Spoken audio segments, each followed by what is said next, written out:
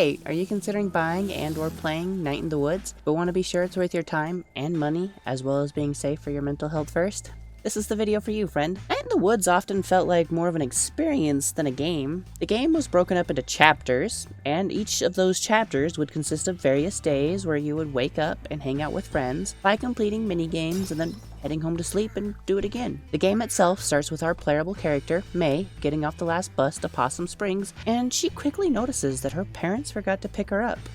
She decides to walk home, and after some short platforming, she gets arrested by her aunt, who is the local police officer. Her aunt, Holly, then takes her home, where we learn her parents had thought she wasn't coming home until tomorrow. On May's first day home, she goes off to meet with her old friends. The first one we meet is Greg, who says they have band practice tonight and invites May to come along. She's surprised that the band is still together and goes with gladly. While there, May sees Bia, another friend she grew up with, and Angus, Greg's boyfriend. Here is where I'd like to state that the developers, in my opinion, handled an LGBTQIA+ character correctly.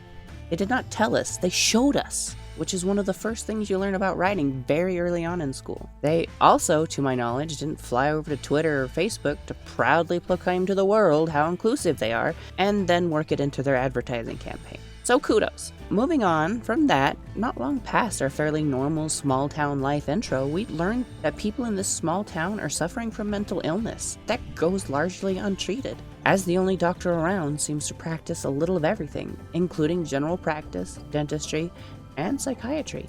In small-town fashion, though, he doesn't seem to believe or be trained in actual psychiatry. He just has everyone keep a journal as opposed to helping them reach a treatment that would be beneficial. These small-town practices are something I unfortunately lived through.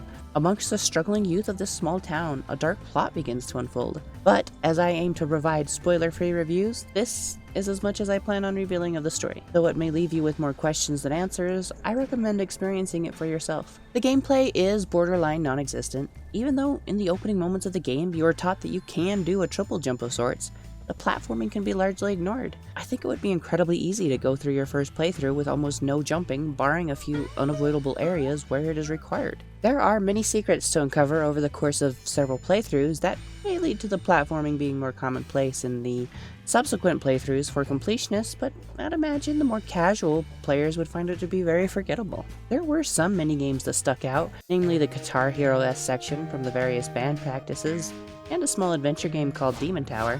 Demon Tower seemed incredibly well thought out for a minigame. It is a top-down 2D adventure where you have to find a key in each level and then open up the door to the boss and defeat said boss to proceed to the next level. Your tools for progressing through each level is an attack with your sword and a sort of dodge or dash. Swinging your sword too much in quick succession would tire you out, which was a nice touch. The levels got increasingly difficult by not only adding tougher enemies, but every floor you would gain one more charge for your dash, but lose a maximum hit point. I found it to be an incredibly unique attempt at progression where I felt the primary goal was to give more skill-based control over your character, but making the levels progressively harder. I spent maybe a little too much time on this minigame. The graphics remind me of a children's cartoon, and I enjoyed the style, but don't let this fool you. This game is full of adult topics, so I would not advise any children playing through this game. As for any mental health warnings, I don't have anything outstanding to say here. There was a fight between May and her mother that gave me some anxiety, and a couple clips that could build some undesired tension in the consumer. I will play some clips momentarily to demonstrate these, but if you can handle them, I think you should be good to go. Keep in mind that even if they bother you some, these moments were far and few between.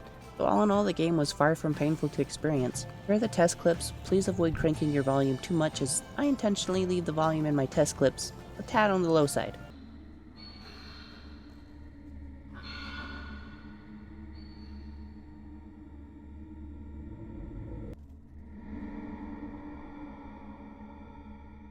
In summary, if you feel you could handle this game based off the clips, I highly recommend it. The graphics and audio were good and enjoyable. The story kept me going despite the lack of traditional gameplay elements. I like the way they depicted LGBTQIA+ people. I think they did a good job depicting both mental illness and small-town life, as well as how all of these things mix together rather poorly.